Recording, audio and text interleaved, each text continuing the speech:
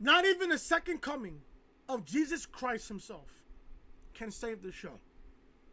Not even the second coming of Jesus Christ can save Vince McMahon. Not even. Not even. The fact that people that I've seen on Twitter defend this show, you're nothing but an irrelevant piece of shit on social media. At this point, I don't give a fuck who I trigger. I just don't. I really don't care. So I'm at work earlier. I'm at work. And I get a notification on my Apple Watch that we got a mixed tag team match booked for Extreme Rules on July 14th between Baron Corbin and Lacey Evans against Seth Rollins and Becky Lynch for both Raw, Women's, and Universal titles. If Baron Corbin and Lacey Evans don't win, they don't get another shot at both titles. But if Corbin and Lacey win, they win both titles.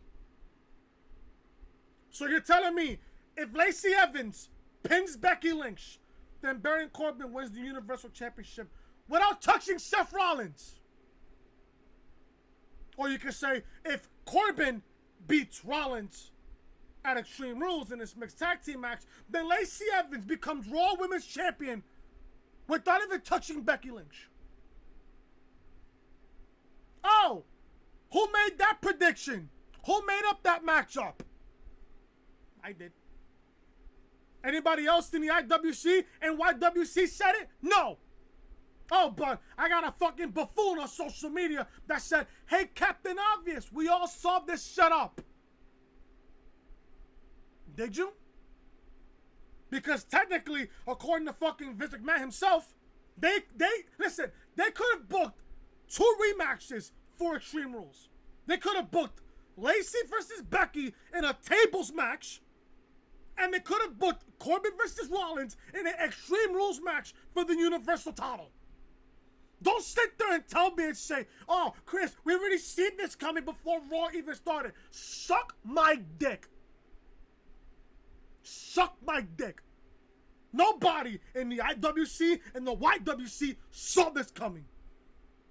I deserve nothing but 100% credit on this match even taking place at Extreme Rules. I don't want to hear anybody in the comment section, oh, Chris, we saw that coming. No, you did not.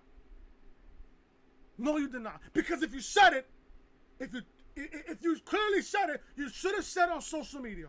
I said it on my Extreme Rules video. That's in the annotation that you see on the upper right hand corner of your screen. Go ahead and look at it. I've said it. Oh, I bet you money. I guarantee you. And even I said it on Twitter.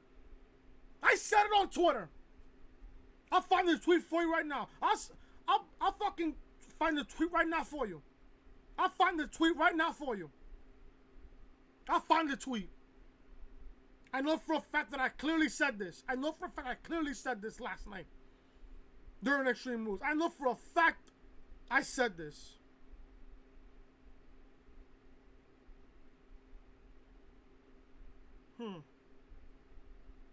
If I can find the fucking tweet.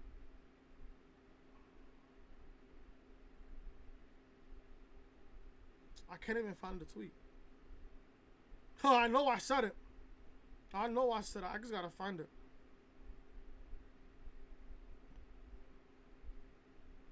Nope, I didn't even find it. Nope. Oh, I got it right here. I said I guarantee you, and I tweeted this at 9:58 p.m. I guarantee you, I fucking guarantee you this happens at Extreme Rules. Lacey Evans and Baron Corbin versus Seth Rollins and Becky Lynch at Extreme Rules for the Universal/Raw Women's title. I'll even put this on my pinned tweet right now. Here's the tweet. Look at the time period. 9:58 p.m. Right here. 9:58 p.m. I said this before anybody even thought about it. Suck my fucking dick if you say, oh, we saw this coming, Chris. Oh, we saw this coming. Blow me. Blow me. Blow me. I want a hashtag Chris for Creative down below in the comment section. Chris for Creative down below in the comment section right now. I can just laugh right now. I can just laugh. I can seriously fucking laugh. Yeah, people don't believe me. Look at my pinned tweet, motherfucker. Look at my pinned tweet. It's right there as we speak. If you guys are even following me on Twitter. Right there. Right there. Right there.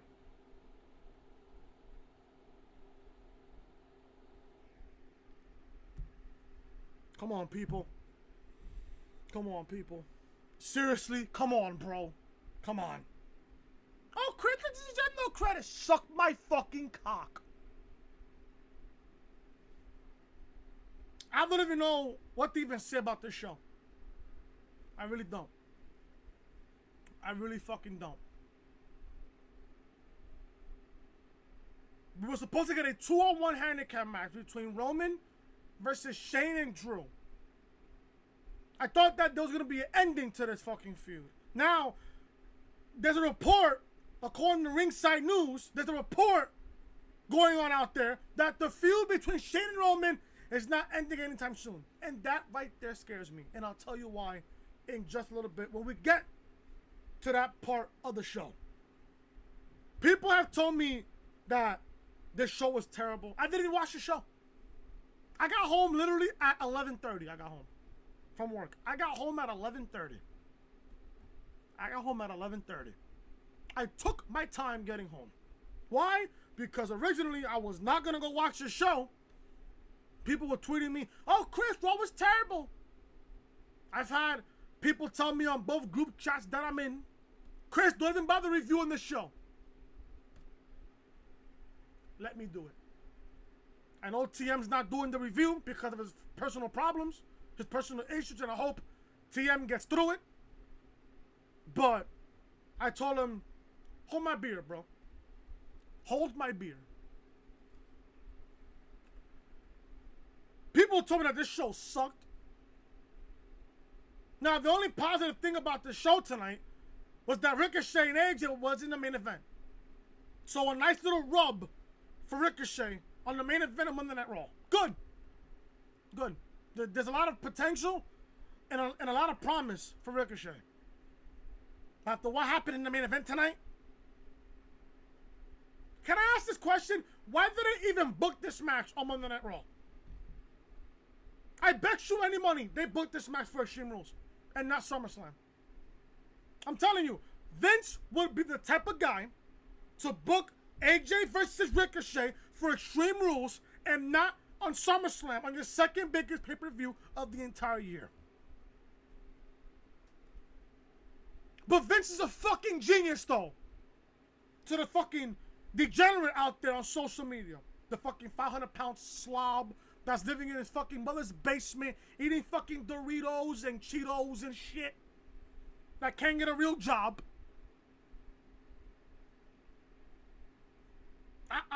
I just swear. Can October come any more sooner?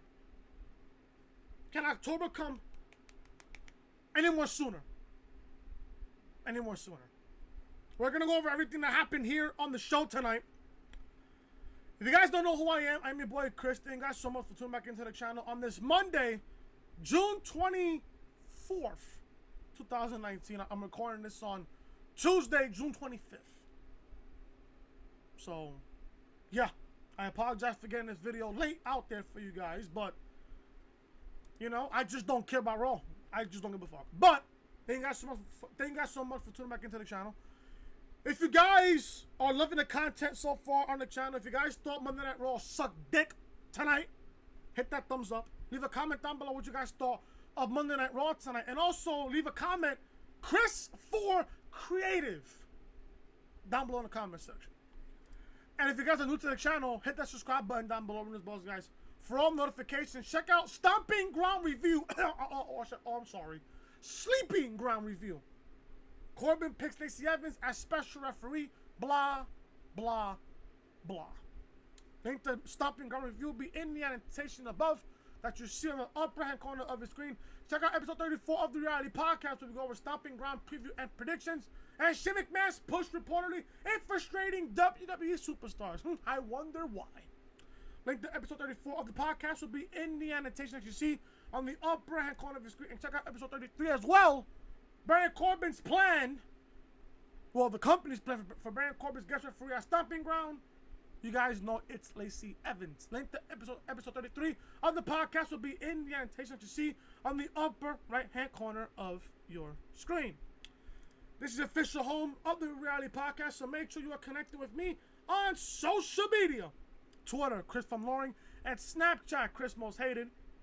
And like I said, if you guys are enjoying the content, hit that subscribe button down below. Ring those bells for all notifications for daily wrestling content. Let's review this shitty episode known as Monday Night Raw. We're going to begin Monday Night Raw, folks, with Seth Rollins. Now, I said this on the Stomping Ground Review last night. Why are they mentioning Rollins and Lynch's relationship? Now, there is an article going around saying that they plan on pushing this relationship more further. I ask, is that even necessary? No. But to the fucking degenerate cretin virgin on social media, oh, we should see more of these two together in the ring at the same time. Keep their relationship off of TV. It's just that easy. The fans cheer as Rollins says about last night.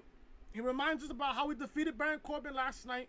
Rollins says last night at Stomping Ground in Tomoka, Baron Corbin thought he'd take the title from him, but that didn't happen thanks to this woman. Now, I forgot to mention this on the Stomping Ground Review last night. Becky Lynch coming out to save Seth Rollins made Seth Rollins look not only weak, but it made him look like a complete fucking pussy. Since when a woman has to fight her man's battles? Since when? That made Rollins last night look like a complete fucking pussy. Raw Women's Champion Becky Lynch music hits as she makes her way down to the ring. Rollins pretends to be upset that she interrupted him. Rollins says before they got into all of this, he has to give Corbin some credit. Last night he was smart enough to know that he couldn't wrestle or fight Rollins, and he was also smart enough to get a referee he wouldn't bash with a chair. Now, I gotta say this, that was the only smart thing Corbin did last night. You're gonna put a woman as the referee, but why Lacey Evans? Why Lacey Evans? Corbin wasn't smart enough to realize he has the best backup on the planet. The crowd chants for Becky. Becky smiles and says, it pays to be the man's man. That just sounds cringe. She says Lacey Evans talked a lot of trash and proved that she does not have what it takes. Well, Lynch, you're right about that. She doesn't. She talks a lot of trash and doesn't have what it takes. Lacey's not ready yet to be Raw Women's Champion. She's not ready yet. She's not ready yet. Then she attempted to take the title from someone else and got her head slapped off. Baron Corbin's music hits, but Lacey Evans attacks Becky from behind. Rollins watches them brawl, then pulls Becky off. She shoves him out of the way, then continues attacking Lacey. Corbin then comes down and throws hands with Seth. Both the heels are cleared from the ring, and Corbin grabs a microphone.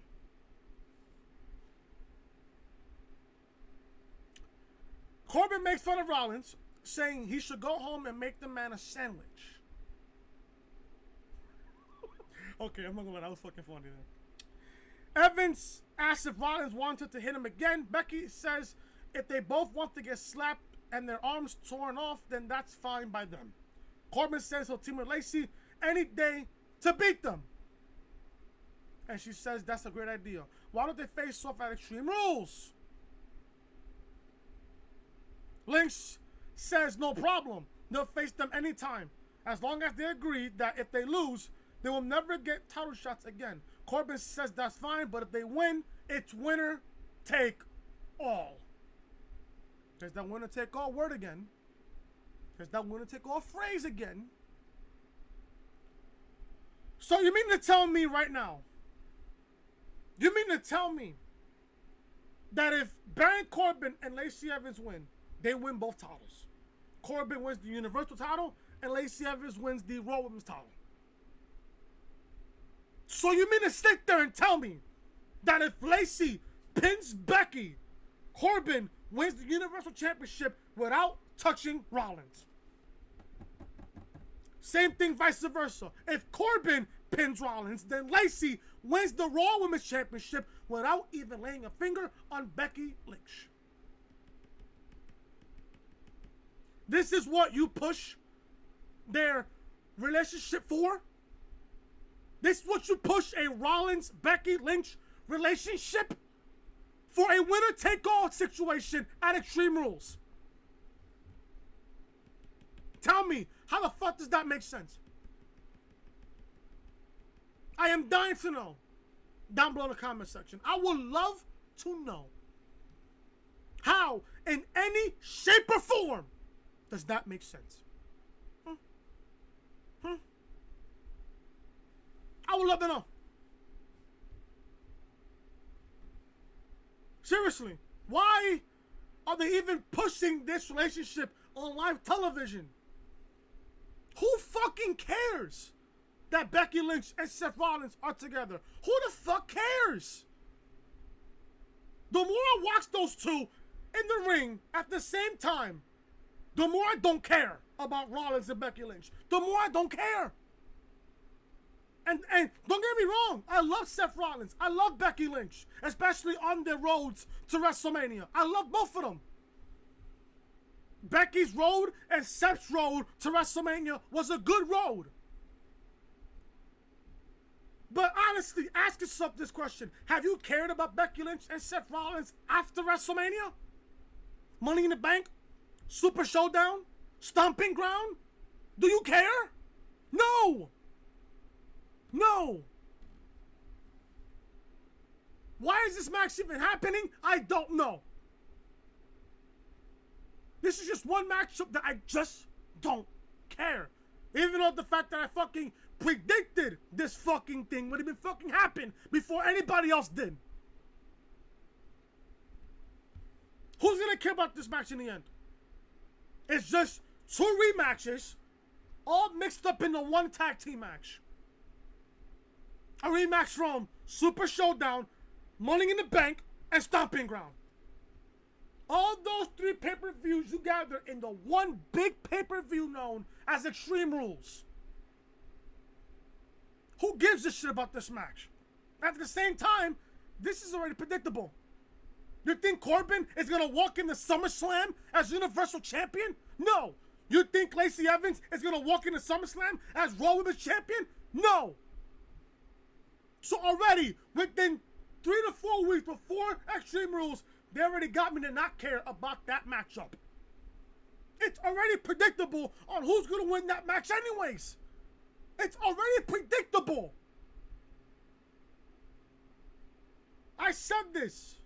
I said it again.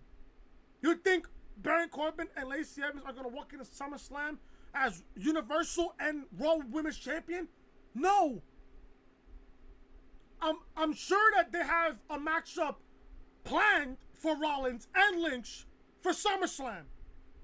I bet they do right now. But this is already predictable, folks. Going into Extreme Rules. Already 3 weeks before Extreme Rules, you already have this matchup already predictable.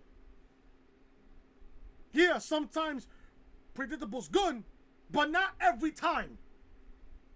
Not consecutive straight pay-per-views. It's predictable good. It's not. Sometimes it is, but most of the time it's not. Just saying that. We got an 8-man tag. Daniel Bryan and Eric Rowan and the Revival going up against the Usos and the New Day. Wild card rule in effect. They brought Daniel Bryan and Rowan and the New Day on Monday Night Raw. I'm not even going to go over everything because I simply just don't care. Just know that the Usos pinned the Revival. Just know. Or should I be Pacific? Jay pinned Dawson. So I bet you money we're going to get a Raw Tag Team title match at Extreme Rules between the Usos and the Revival. Should be good. Should be good. But just know the Usos and the New Day beat the Revival and Daniel Bryan and Eric Rowan. I don't care. I'm not going to go over it. I just don't give a shit. I just don't. I just don't. Then we got Miz TV. I need to get ready for the music cue because I have my AirPods on. So we got an episode of Miz TV with R-Truth and Carmella. Did you guys know that R-Truth now is a 9-time 24/7 champion? I doubt that anybody here cares, but you know, the 24/7 championship, I've said this time and time again. I'm going to say this here again. The 24/7 championship has to be away from TV. Keep it on social media. I've heard and seen that they've done really good viewership-wise on YouTube. Keep it on YouTube. Keep it on fucking YouTube. What's so hard about keeping it on YouTube? What's so hard about keeping it on YouTube? So anyways, R-Truth and Carmella are guest hosts for the Miz TV. Guys, cue the music.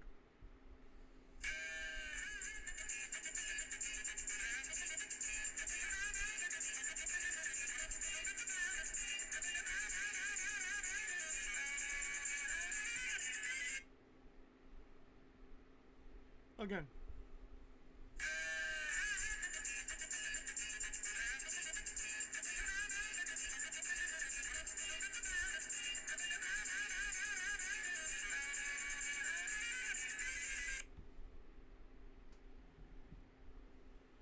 R-Truth and Carmella make their way down to the ring.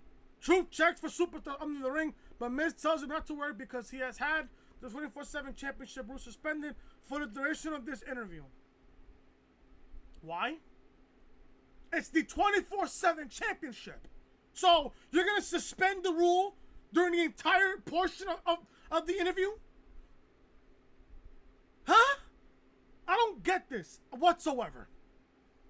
Miz says it's just been the month since the title was introduced, and since then the title has been defended all over the place, including an airplane, elevator, and even a wedding. They show footage of R-Truth beating Drake Maverick at his own wedding after he took his vows to win the title back.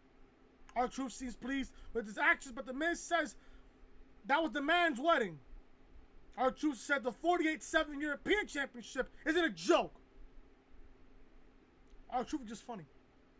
R-Truth says he hasn't had time to eat, drink, or be married, but you know what he means. He can't go to the grocery store or picnics without looking over his shoulder.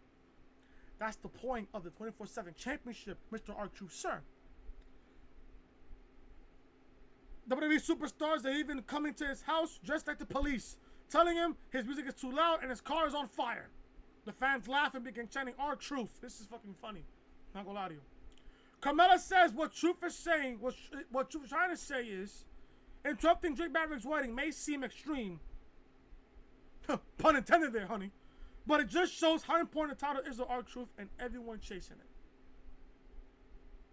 So the 24/7 championship is important to R-Truth and every single jobber on Raw and SmackDown. Nice job, Carmella. Nice job on burying the fucking talent quick and slow.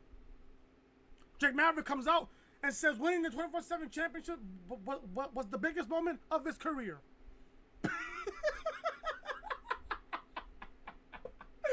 Yeah, right. Yeah, right, bro. His wedding was supposed to be the biggest moment of his life, but R-Truth ruined it. His wife won't talk to him, go on the honeymoon, and they haven't even consummate the marriage. R-Truth says fiber is good for that, and the fans laugh. A constipation chant picks up.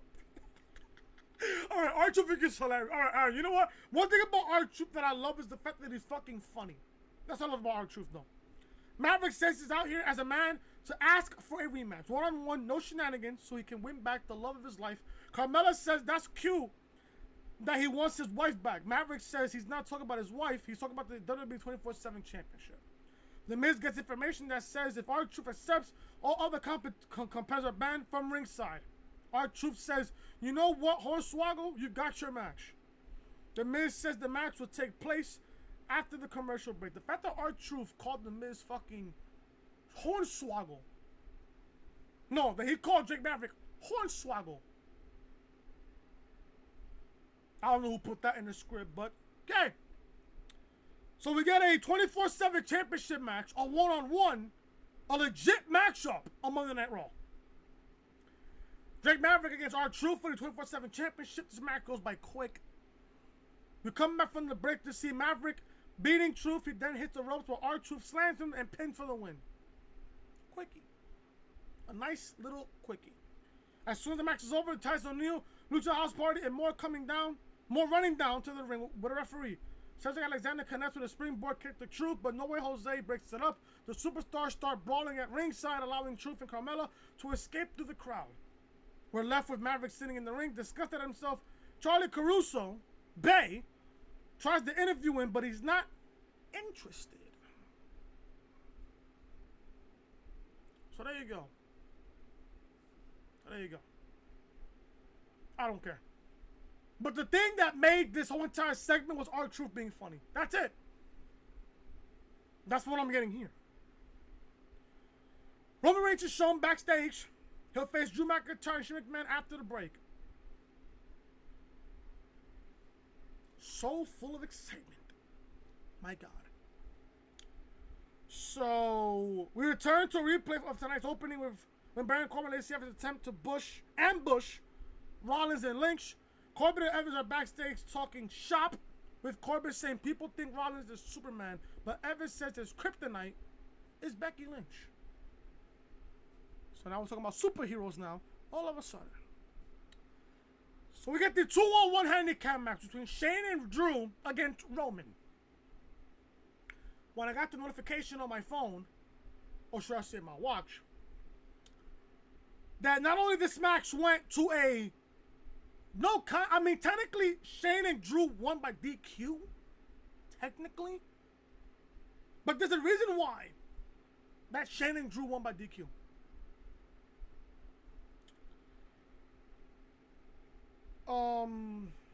Shane instructs Drew to put Roman in the corner for a coast to coast, but as Shane gets on the ropes, there was a gong. The Undertaker is in the ring, standing in front of Roman Reigns. The crowd goes ballistic. Shane leaps at him, but Undertaker grabs him and hits a choke slam. The match ends in another disqualification. Shane and Drew win. Drew comes running in, and Undertaker kicks him. Taker beats Drew in the corner, then knocks him to the outside. Taker then clothesline Shane from the ring. Shane and Drew retreat and look terrified. Undertaker poses in the ring, and fans are still going crazy. Really crazy surprise. My phone was literally blowing up as I felt the fucking vibration on my fucking butt. People were tweeting me, oh, Taker came back. Chris, Taker came back. Really? So you have The Undertaker come back after the match that he put against Goldberg at Super Showdown. You put him in this feud with Shane and Drew and Roman. For what reason? What's the reason behind this? Why is Taker coming back helping Roman? I don't know. I wish I could give you guys an answer, but I don't have one. Then, come to find out that there's going to be a tag team match at Extreme Rules. Roman and The Undertaker. Yes, you heard me right. Roman and The Undertaker against Shane McMahon and Drew McIntyre. If that doesn't clearly say Roman is being shoved down our throats yet again with the help of the fucking Undertaker, I don't know what else to tell you, folks. I really fucking don't. Why is Taker helping Roman? Didn't we see back at WrestleMania, I don't know, WrestleMania 33, when Roman claimed that he retired The Undertaker? When Roman Reigns retired The Undertaker? People were just tweeting on Twitter and everything else saying, oh, Roman retired The Undertaker. And Roman kept on babbling and babbling and babbling throughout the entire course of 2017. Oh, I'm the man who retired The Undertaker. Oh, this is my yard. No, Roman. No, Roman. Until the day that Undertaker retires, that ring is his yard. Fuck all the Roman Reigns fans that says, oh, Roman's the greatest of all time. Don't even get me started when it comes to the greatest of all time conversation. Don't get me started. But I gotta ask this question. Why is Taker in this feud? What does Taker have to do with Roman, Drew, and Shane? Nothing. Are they going to bring up the fact that, oh, Taker beat Shane at WrestleMania 32? Oh, that Taker lost to Roman at WrestleMania 33? Are they going to bring up that? I wonder how much money Vince is paying Taker for Extreme Rules. I wonder. This is a fucking B-level pay-per-view. A pay-per-view in Philadelphia that nobody is going to care about. Braun Strowman's music hits as he comes out. We see footage of Braun pulling the truck again, and he's about to have a tug of war with Bobby Lashley. So now we're having a tug of war, a kids game on Monday Night Raw. Really now. I don't care. Moving on to the show. I really do not give a fuck about Braun Strowman and Bobby Lashley. I don't care. There are two dead concepts on Monday Night Raw. Two dead superstars that no one's even invested in on Monday Night Raw. Who the fuck cares about Braun Strowman and Bobby fucking Lashley? Moving on to this fucking piece of shit show. Tony Caruso's backstage with AJ Styles, and she welcomes him back from injury. Styles says he is excited to get back, but Charlie interrupts him right away and says she wants to know why he's challenging Ricochet. AJ says she's just happy to be back and can't wait to face the best there is. He says he watched Ricochet versus Samoa Joe last night, and now he wants to face the U.S. champion. Just then we hear Noah Jose's music, and Styles is disgusted. I would be too. He walks over and we see Gallows and Anderson in the corner line. Styles asked him what they're doing. They have a match against the Viking Raiders tonight. They say it's no big deal. They have it. The Reed Doherty asked match. No, just like you had it last week. He theoretically asked, just like you had it last week. He asked, where's Anderson and Gallows he met in Japan? Anderson gets annoyed, but Gallows tells him to watch them handle their business tonight.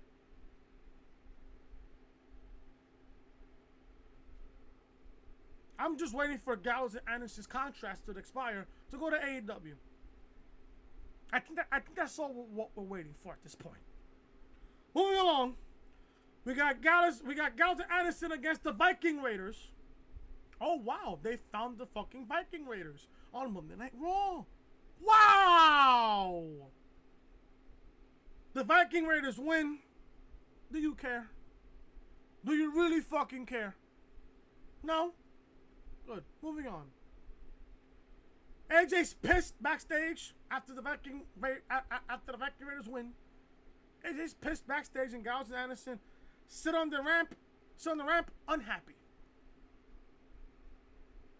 Then from there we go backstage. to see Alexa Bliss and Nikki Cross. Cross apologizes and says Bayley took everything from them. Cross feels like it's all her fault. Bliss says Bayley manipulates people to hide her shadiness. Bliss says she'll come up with an idea, and Cross walks off. Heath Slater and Mojo Rawley are in the ring for a match apparently, but R-Truth comes running through the crowd and into the ring. The rest of the superstars come behind him. R-Truth, there goes that music again.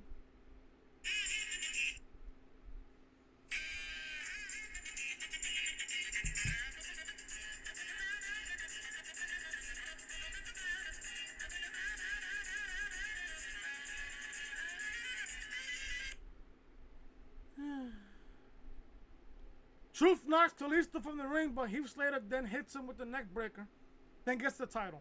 Heath Slater is the 24/7 champion. Who cares? EC3 drags Heath Slater down, but he kicks him off. Truth then hits Slater with his finisher for the win. R-Truth wins the 24/7 championship. As Truth is posing with the title, Cedric Alexander runs in and hits the Lombard check for the win. Cedric Alexander wins the 24/7 championship. My God, have they fucking killed him. They've killed Cedric Alexander. Killed him. Buried 6 feet deep. Alexander leaves the ring looking all around him to make sure nobody is near. Mojo runs at him for Cedric, dodges, and he hits the ring post. EC3 then grabs Alexander and hits his reverse DDT finisher for the win. EC3 wins the title. EC3 walks backwards up the ramp, celebrating, but Carmella grabs the belt and distracts him. Truth then comes from behind and rolls him up for the win. R-Truth is the 24/7 champion once again. R-Truth has now won the title 9 times. He and Carmella leave to the back. And at this point, next thing you know, we get fucking R-Truth beating Ric Flair's 16 Raw title reigns before John Cena can fucking break it. That is tough. That is fucking tough. Ricochet's with Charlie Caruso, backstage, and he says winning the United States Championship is not a feeling he ever wants to go away. He says it took the support of all his friends and family to get him this far. And tonight, he faces a dream opponent in AJ Styles. He says Styles was a pioneer and an idol for him, so tonight it's an honor to share the ring with him. We see Kofi Kingston getting ready backstage. He'll face Sami Zayn up next. Kofi Kingston makes his entrance. Sami Zayn and Kevin Owens come out and say they have some questions for Kofi, like, why the hell are you here? Why are you a paper champion? And so on. I can ask those questions, KO. I asked the same question. I asked the same exact question. Zayn accuses Kofi of using his friends to be successful. Kofi says that he, Xavier, and Big E are brothers. They're not like two of them who hate and use each other. Ooh, that's a shot right there, buddy. Kofi reminds everyone that he beat Kevin Owens last month, and last night he beat Dolph by himself. And he's about to beat Sami by himself. Kofi tells Sami to shut up and tells him to bring it before tossing pancakes. Kofi Kingston, folks, is not my WWE champion. He's not. Right now, in my world, I do not have a WWE champion. I don't. We got a match between Kofi and Sami. I don't care. Kofi wins here with a Trouble in Paradise. No, actually, Kingston won with a roll-up for the win. So Kofi wins. Then KO challenged Kofi to a match. So Kofi got back in the ring. Kofi faces Kevin Owens. I'm thinking to myself, Kofi needs a heel for Extreme Rules. As I got the notification on my watch as I'm at work. Kofi needs a heel for Extreme Rules. So Kofi beats KO as he won by countout. Kofi then leaps over the ropes with a dive onto Owens and Zayn. He leaves up the ramp with his title. Suddenly, Samoa Joe attacks Kingston from behind on the ramp. Joe swings him into the LED wall before hitting a Uranagi on the stage. Referees run out to help Kingston up. Joe then returns to a political Coquina clutch on Kingston. Joe chokes him out and leaves. Hopefully, this feud lasts a while. So, let me get this straight. Samoa Joe loses the U.S. title last night to Ricochet on the match of the night last night, only for Samoa Joe to come out of nowhere and attack Kofi Kingston. I guarantee you this match happens at Extreme Rules. Now, I'm okay with this, and I'm going to tell you why. I'm okay with this, and I'm going to tell you exactly why. Samoa Joe should have been champion last year against AJ Styles. Last year was the perfect time for Samoa Joe to win the WWE title. Now at this point, looking back at it, maybe last year wasn't his time yet. Maybe this year could be his time. I don't mind this feud between Joe and Kingston. I don't mind it. For one reason and one reason only. As long as Samoa Joe is the guy to pin Kofi Kingston and win the WWE Championship. As long as that happens, I'm okay with this feud. I'm okay with this feud. Now, the only fucked up thing is, you had Joe drop the U.S. Championship to Ricochet, only to put him in a feud with Kofi Kingston, possibly at Extreme Rules and SummerSlam for the WWE Championship. Now, if they're going to book this match up at Extreme Rules, I am predicting a fuck finish. Possibly Joe can win by DQ, which leads to a matchup at SummerSlam. With Joe beating Kingston for the WWE Championship. Now, you got to ask yourself this question. Kofi needs to heel for SummerSlam. Who would you rather have? Samoa Joe or Shane McMahon? I think everybody would rather have Samoa Joe be the guy to beat Kingston than Shane. So at this point, I'm watching this, I'm looking at this, I'm thinking to myself, this is good. As long as Shane does not win a title and Samoa Joe wins the championship. As long as that happens, I don't care. I don't care. I am up for this feud. I am sick and tired of Kofi as champion. Can you have Kofi drop the championship to somebody more credible, like Samoa Joe? Joe is a great heel. He's a fantastic heel. He's great in the ring. He can talk in the microphone, and when he talks in the microphone, he commands your attention. Samoa Joe needs to be the guy to beat Kofi Kingston. If not at Extreme Rules, definitely 100,000% at SummerSlam to become the new WWE champion. There you go.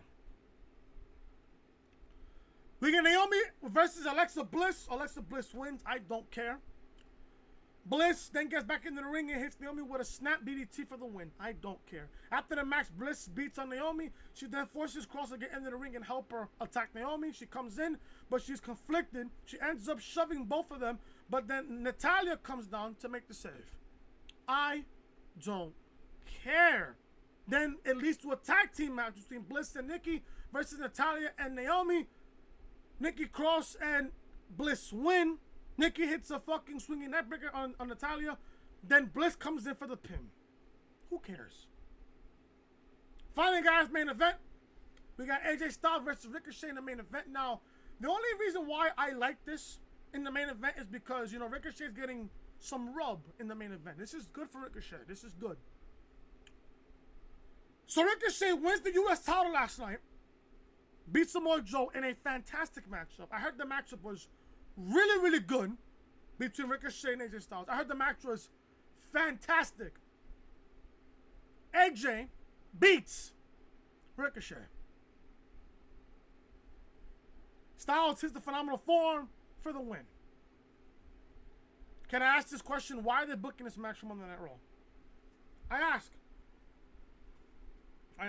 Now, and like I said, the only thing I don't mind on why this match happened is because this match happened in the main event on the last part of the show. Many people say, yeah, this is a dream match. Depending who you talk to, I'm okay with this. being the main event of Monday Night Raw. But then again, you gotta ask yourself, you couldn't save this matchup for a SummerSlam? You do know you have a whole bunch of wrestling events happening in August. You got the G1 Climax. You got fucking NXT TakeOver. You got SummerSlam. You got fucking All Out. Don't you want to compete with All Out by having AJ Styles against Ricochet for the U.S. Championship at SummerSlam? That sounds a whole lot better than having it on a random edition of Monday Night Raw.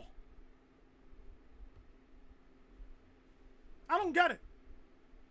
But now, people were telling me, oh, this match was great, Chris. You should go watch this matchup. If the match is that good, then fine. I watched it. I watched some point of the matchup before I came down to review the fucking show. The match is good. Not gonna lie to you, the match was good. But I gotta ask this question. Why is Styles winning? Ricochet just won the U.S. title. Why is AJ beating Ricochet? I don't care that the fact is AJ Styles. A champion should not be losing on television. I don't give a fuck if it's AJ Styles. I don't give a fuck if it's fucking Samoa Joe. I don't care. Why are you having your champion lose on live television? Now, with AJ beating Ricochet, AJ has a shot at the U.S. title. Probably this is going to happen at Extreme Rules. After the match, AJ grabs the U.S. title and helps Ricochet to his feet. He gives Ricochet the title and holds his hand to end the show. So a little bit of sportsmanship there to end the show. I ask, why are you booking this matchup on a Monday Night Raw when you simply could have booked this match at a SummerSlam? It sounds a whole lot bigger. It's on a bigger stage. It's on the second biggest pay-per-view of the entire year. I don't get it. I don't get it. Now people are going to say, oh, Chris, just take it for what it is. It's common logic. People are going to say, oh, this was a dream match. Well, and then they're going to fucking book this on a Monday Night Raw. Why?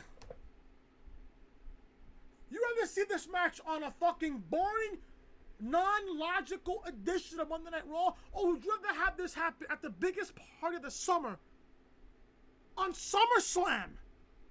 What sounds bigger? What sounds better? Fucking Monday Night Raw or SummerSlam? Now, if AJ beating Ricochet on a non-title match, this is going to happen again on Extreme Rules, and then we're going to ask ourselves, do we even care about this match? Do we care about this match? I'm not. Why? We've already seen it on Monday Night Raw already. We've already seen it on Monday Night Raw. I don't get how people just sit there and support this show. I don't get it. I don't get it. I don't blame anybody who didn't watch this show. Whoever watched this show and still said it was garbage, God bless you. Wasting 3 hours of Raw. God bless you.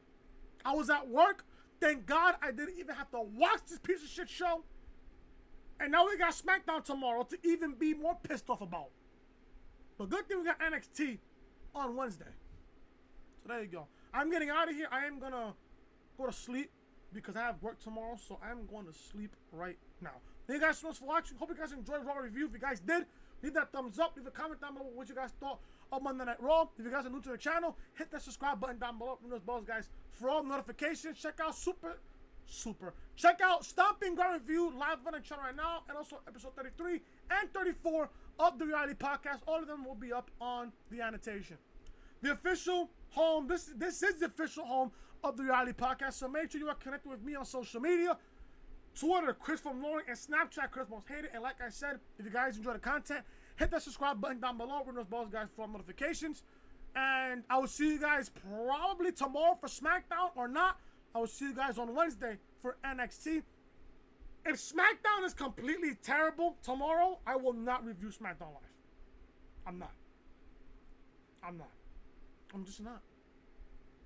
Then if anything, I will see you guys on Wednesday for NXT. Depending on how I'm feeling, come back home from work, I'll probably give you guys a SmackDown review or not. I'm just going to say fuck it. See you guys on Wednesday for NXT. So there you go. Guys, leave a like, comment, subscribe, and share the video all over social media. I'll see you guys tomorrow for either SmackDown review or NXT review on Wednesday. Till then, talk to you guys later.